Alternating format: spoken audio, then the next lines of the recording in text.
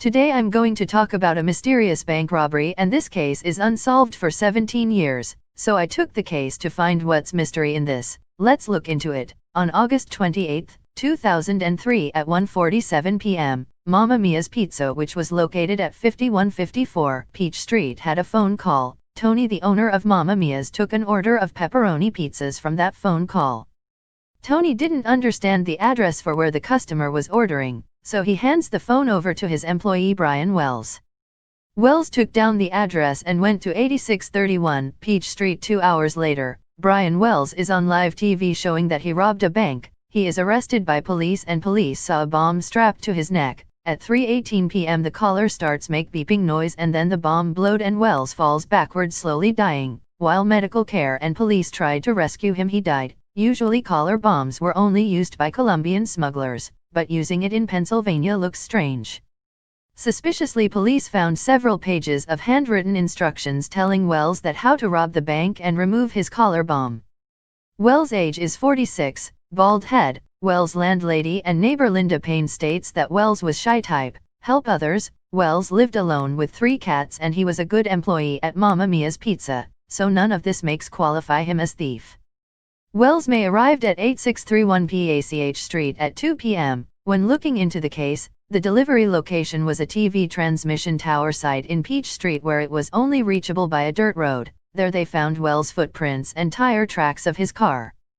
On an assumption, it's during this time that Wells was fitted with the caller bomb. At 2:20 p.m., Wells walked into the PNC Bank wearing the caller bomb, and Wells was wearing a t-shirt which is not his, and t-shirt has the word guess across its front.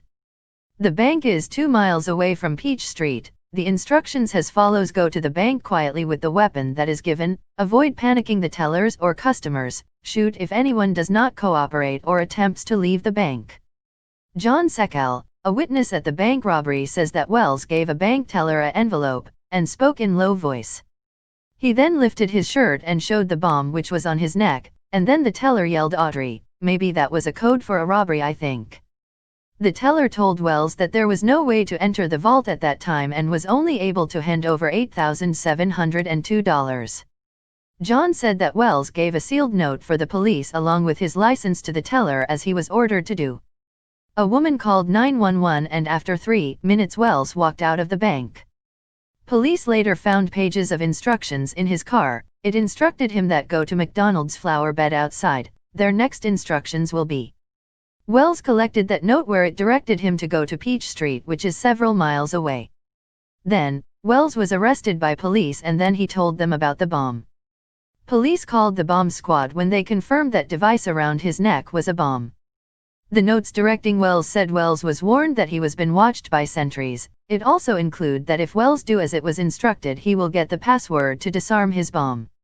Wells would end up with the combination to free himself from the bomb. However, if those plan work out, Wells would rob $250,000 and drove away to executor without interference to police. Police started to search for clues while after he died, but nothing found positive. Whoever was executing that plan had called off once the police interfered. The instructions contained words like we and us that represents there were multiple conspirators. Any one of these suspects would be part of the gang that carried out this crime. The first suspect is William A. Rothstein.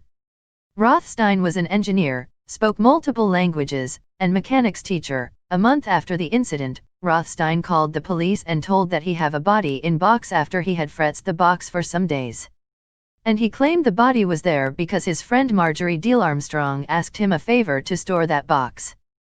The body was 45-year-old James Roden, who was killed in August 13 by his girlfriend Marjorie by shotgun blast while he was sleeping in her bedroom.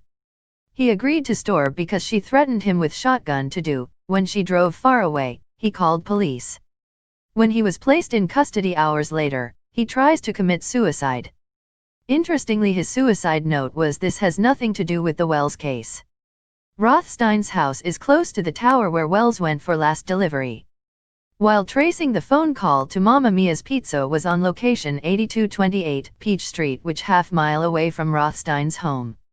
Lorraine Blodgett, manager of the convenience store at the Shell Garage, stated that Rothstein would often come to use payphone. When combining these clues, Rothstein brought up the Wells case unproved. but something suspicious in it to explored. Police found power tools and piles of old machinery at his house. A NPR article states that collar was made up of metal with 4 keyholes and a 3-digit combination lock loaded with smokeless powder. Wells's collar bomb like a big handcuff. Investigators stated that handcuff had been made using professional tools. In 2007, a Pennsylvania jury found that Rothstein had dumped over 1,000 pounds of evidence at a local landfill.